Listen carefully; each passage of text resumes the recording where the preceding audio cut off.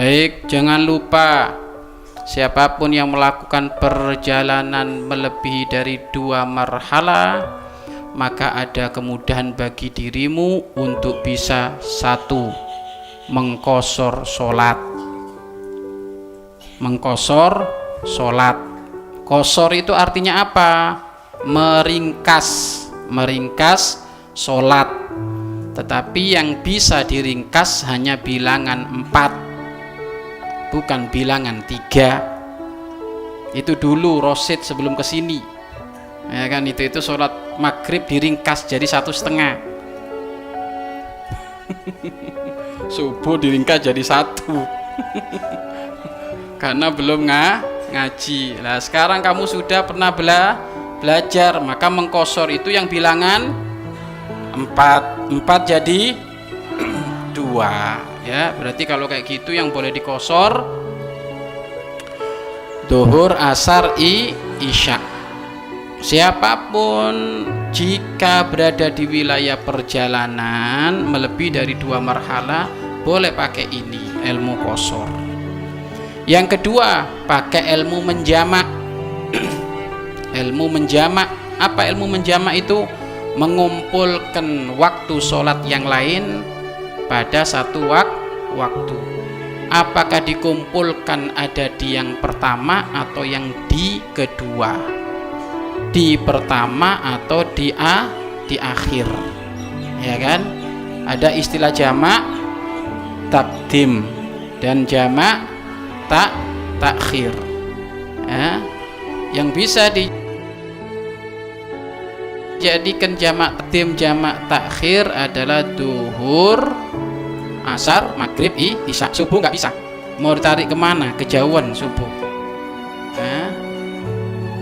Maka yang boleh dijamak adalah duhur, asar, maghrib, isya. Tapi jumlahnya tetap duhur 4, asar 4, kemudian maghrib 3, isya 4. Maghrib bisa digabung kepada isya, isya bisa digabung ke maghrib, asar bisa digabung ke duhur, duhur bisa digabung ke asar.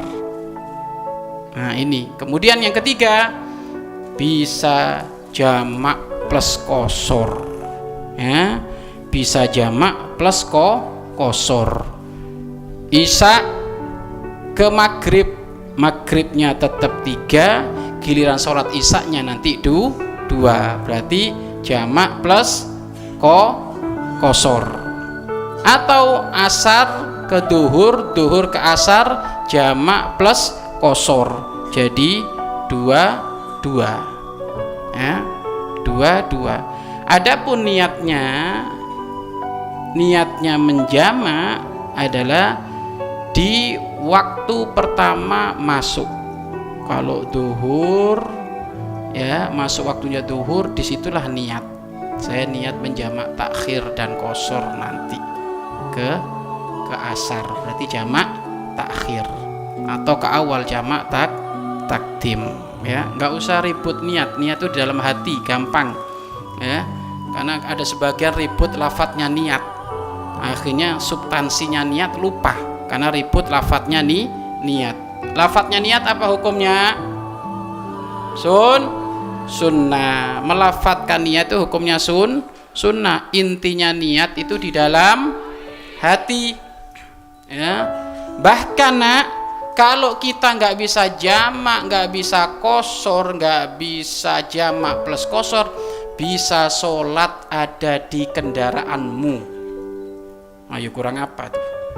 Makanya nggak ada istilah orang itu bisa meninggalkan sholat. Contoh, kamu melakukan perjalanan ada ke Jawa Timur, tiba-tiba di Semarang, tadinya kamu sudah niat jamak takhir di Semarang, taunya Semarang macet.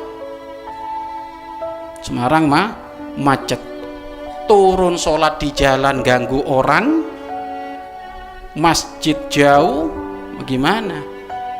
Waktu mau habis, sudah saja sholat ada di kendaraan, tapi nanti wajib diulang. Kenapa? karena ke Jawa Timur berarti ngadep di timur. Ya, yang enak itu ke Jakarta. Kalau ke Jakarta nanti macet di tol mana? Tol Cikampek, macet total, nggak bisa ngapa-ngapain. Mau sholat di jalan ganggu orang, maka sholatlah di kendaraan. Wudhunya bagaimana? Wudhu pakai air mineral cukup, air mineral 1 gelas itu cukup, ya kan?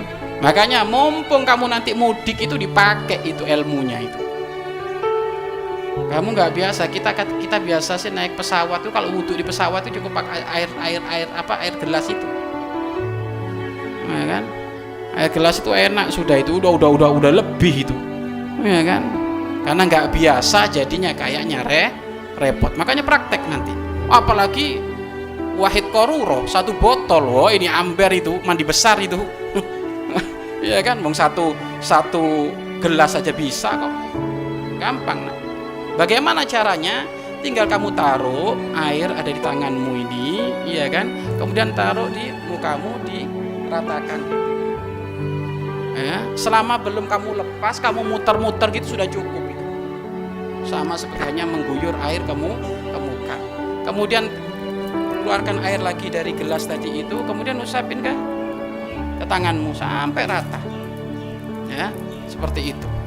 Seterusnya kepala apalagi kepala dikit aja, rambut, kemudian kaki, sangat gampang, ya. Makanya unik bin ajaib, ada orang ngaku mudik mencari cinta dengan orang tuanya, mencari kasih sayang dengan keluarganya, tapi kurang ajar kepada Allah, ninggalin sholat. Akhirnya bukan silaturahmi itu, berantem rebutan warisan ketemu, ya kan, gak adem. Kenapa? Karena mudik ganggu Allah, gak sholat, ya kan. Maka hendaknya sholat. Memang kadang ada ujian di situ itu, ada ujiannya itu. Kalau naik kendaraan pribadi sih enak. Kadang yang naik kendaraan umum ini, makanya kaidahnya selama itu kendaraan bisa diberhentikan, berhenti. Tapi kalau nggak bisa diberhentikan, ya sudah, sholatlah di kendaraan. Kereta kan nggak mesti diberhentikan, pesawat nggak mungkin. Yang bis ini bisa, tapi kadang bis itu masih eyel-eyelan sama kondekturnya itu. Pak sholat subuh pak, sholat subuh di jamak katanya. Lah, subuh jamak pakai apa? Pakai duha gitu kan. Yang namanya orang nggak ngerti, ya kan. Tapi nggak usah ribut-ribut. Kalau ribut-ribut nanti kasih aja duit 50 pak, berhenti pak, rest area ya, beres itu. Oh siap, langsung gini pak. Daripada ribut-ribut ilmu hadis, ilmu Al-Quran, wong dianya sopir sama kondektur gak paham, abah pahamnya fulus, nah gitu ya, kasih fulus itu pak, tolong nanti berhenti di rest area, berhenti di musola, berhenti, asal dikasih duit, infaklah, hitung-hitung sedekah ya.